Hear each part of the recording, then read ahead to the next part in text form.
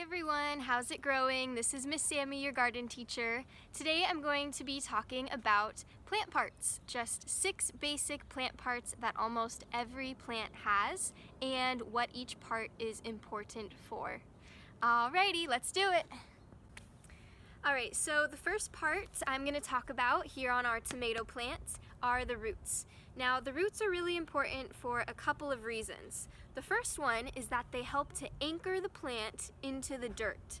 Because imagine it's a very windy day, you don't want to get blown away, you got to stay stuck in the soil. And the roots help to do that. They kind of grab onto the soil so that they can stay in place even when it's windy. The second thing that the roots do, they suck up water from the soil, and that's how the plant drinks. They don't have a mouth, they can't drink water, right? They need to use their roots to absorb the water from the soil. So here's a plant, and you can see the roots on this plant, they look like this. So everything below my hand was underground. And so this plant was able to drink the water that's inside the ground so that it wasn't thirsty anymore. Alright, so roots.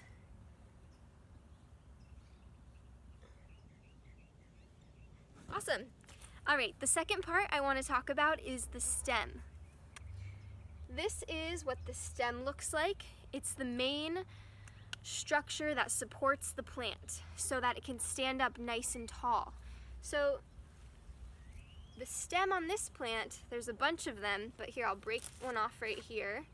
You can see this main structure is the stem of this plant.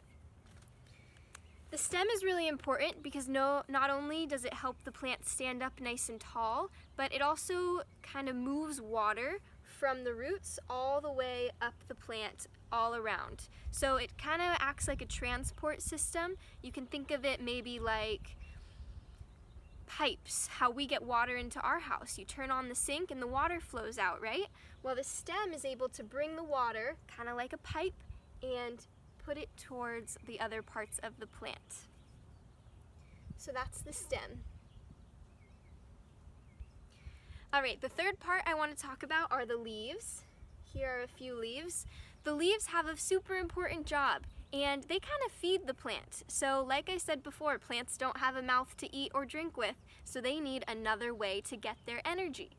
So they do it by stretching their leaves out into the sunlight and gathering the sunlight inside of their leaves. And once it has sunlight, it uses a process called photosynthesis to make food for the plant. So it uses sunlight, water, air, and nutrients from the soil, and it turns them into sugars. And those sugars are made in the leaves. This is kind of like the food factory zone. Okay, those are the leaves. The next part I want to talk about are the flowers. So right here I drew a tomato flower. They're usually yellow. Sorry, I don't have colors. And the flowers are very important for the plant because they attract or they bring in the pollinators. Pollinators are animals such as bees, butterflies, birds, bats, all sorts of animals that like to eat pollen and nectar. So pollen and nectar is found inside the flower. So where that yellow part is where you can find the pollen and nectar. And those serve as rewards for the animals that come and visit because they like to eat them or make honey from them. But the pollen is really important for plants because as it spreads around the garden, it allows fruits to grow on the plant. So flowers are usually beautiful or maybe smell good because it's a way of saying, hey, bees, butterflies, come visit my flower, spread my pollen in the garden, and you will be rewarded with the sweet juice called nectar. So that's the flower's job. Once the pollen has been spread to other flowers, the plant is going to start to make fruit.